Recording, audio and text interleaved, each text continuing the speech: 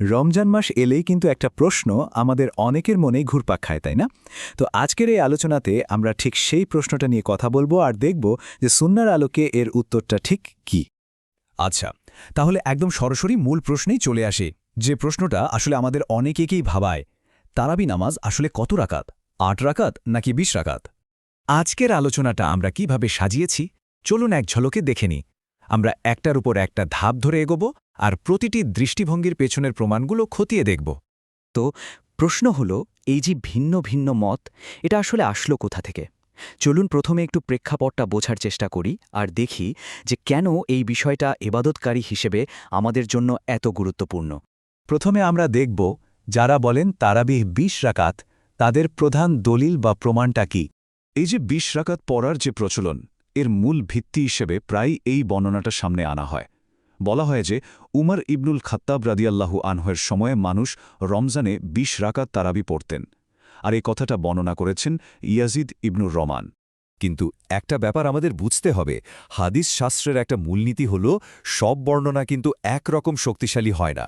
মানে কে কার থেকে শুনে কথাটা বলছেন, এই যে বর্ণনাকারীদের ধারাবাহিকতা, যাকে সনদ বলা হয়, সেটা খুবই গুরুত্বপূর্ণ একটা বিষয়। আর এখানেই মুরসাল নামে একটা কনসেপ্ট চলে আসে। মুরসাল মানে হল সনদের চেনটা কোথাও ছিন্ন বা ব্রোকেন। সোজা কথায় যিনি ঘটনাটা বর্ণনা করছেন, তিনি যার কাছ থেকে শোনার কথা বলছেন, আসলে তার সাথে তার দেখাই হয়নি, ফলে মাঝখানে একটা গ্যাপ তৈরি হয়ে যায়। ব্যাপারটা তাহলে কি দাঁড়ালো? ২০ রাকাতের এই বর্ণনার যিনি বর্ণনাকারী, মানে ইয়াজিদ ইবনুর রুমান, তিনি কিন্তু উমর রাদিয়াল্লাহু আনহুর সময়টা পাননি, আর ঠিক এই কারণেই এই বর্ণনার সনদটা ছিন্ন বা মুরসাল হিসাবে গণ্য হয়। এটা কিন্তু আমাদের একটা খুব মৌলিক প্রশ্নের সামনে দাঁড় করিয়ে দেয়। আচ্ছা, কোনো একটা আমল যদি পরের কোনো যুগে, ধরুন সাহাবীদের যুগেও প্রচলিত থাকে, সেটাই কি দিনের ব্যাপারে চূড়ান্ত প্রমাণ হিসেবে যথেষ্ট? আচ্ছা, ২০ রাকাতের দলিল তো দেখলাম, এবার চলুন ১১ রাকাতের পক্ষে যে প্রমাণগুলো আছে সেদিকে একটু নজর ফেরাই, দেখি সেখানে বিষয়টা কিভাবে এসেছে। এখানে আমরা পাচ্ছি একেবারে সরাসরি একটা সাক্ষ্য, আর তাও আবার আয়েশা রাদিয়াল্লাহু আনহার কাছ থেকে। তিনি বলছেন, আল্লাহর রাসূল সাল্লাল্লাহু আলাইহি ওয়াসাল্লাম রমজানে হোক বা অন্য কোনো মাসে ১১ রাকাতের বেশি পড়তেন না। আর এই হাদিসটা সহিহ বুখারী আর সহিহ মুসলিম দুটোতেই আছে, যার মানে এর সনদ খুবই শক্তিশালী। শুধু তাই না, আরও একটা শক্তিশালী বর্ণনা আছে। সেখানে বলা হচ্ছে উমর রাদিয়াল্লাহু আনহু নিজেই উবাই ইবনে কাব আর তামিম আদ-দারিকে নির্দেশ দিয়েছিলেন লোকেদের নিয়ে ১১ রাকাত নামাজ পড়ার জন্য। এই বর্ণনাটা মুয়াত্তা ইমাম মালিকে রয়েছে। তাহলে দেখুন, যখন আমরা প্রমাণগুলোকে এভাবে পাশাপাশি রাখি, ছবিটা কিন্তু একদম পরিষ্কার হয়ে যায়।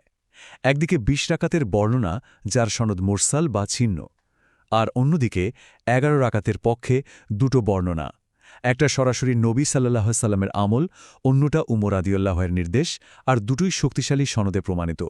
তো যখন আমাদের সামনে এরকম দুটো ভিন্ন ভিন্ন বর্ণনা আসে, তখন একজন মুসলিম হিসেবে আমাদের করণীয় কি? আমরা কোন নীতিটা অনুসরণ করব? এর সমাধান কি কোরআনে আমাদের দিয়ে দিয়েছে। সূরা আন-নিসার ৫৯ নম্বর আয়াতে আল্লাহ বলছেন, যদি কোনো বিষয় তোমাদের মধ্যে মতবিরোধ হয়, তাহলে সেটাকে আল্লাহ এবং রাসূলের দিকে ফিরিয়ে দাও। মানে সমাধান খুঁজতে হবে কোরআন আর সহিহ সুন্নাহর মধ্যে। এর মানে কি দাঁড়ায়? এর মানে হল, পরের কোনো যুগের আমলের চেয়ে নবী সাল্লাল্লাহু আলাইহি সাল্লামের নিজের প্রতিষ্ঠিত সুন্নাহ বা তার সরাসরি আমলটাই হবে আমাদের জন্য মূল ভিত্তি, চূড়ান্ত মানদণ্ড। তাহলে এই মূলনীতিটা মাথায় রেখে চলুন আমরা সব প্রমাণ একসাথে করে দেখি যে উপসংহারটা কি দাঁড়ায়। সহিহ বর্ণনাগুলো থেকে আমরা যা জানতে পারছি তা হল, নবী সাল্লাল্লাহু আলাইহি ওয়াসাল্লাম এর রাতের সালাত বা তারাবি ছিল ৮ রাকাত, আর এর সাথে তিনি পড়তেন ৩ রাকাত বিতের। তো ৮ আর ৩ মিলিয়ে মোট হল ১১ রাকাত।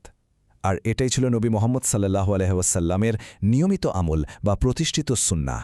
তাহলে সবশেষে ভাবনার জন্য একটা প্রশ্ন থেকে যায়, যখন কোন একটা প্রচলিত আমল আর নির্ভরযোগ্য প্রমাণিত দলিল বা উৎসের মধ্যে পার্থক্য দেখা যায়, তখন সুন্নাহকে আঁকড়ে ধরার যে মূলনীতি, সে অনুযায়ী কোন পথটা অনুসরণ করা বেশি যুক্তিযুক্ত? এই বিষয়টা আমাদের সবাইকে ভাবতে হবে।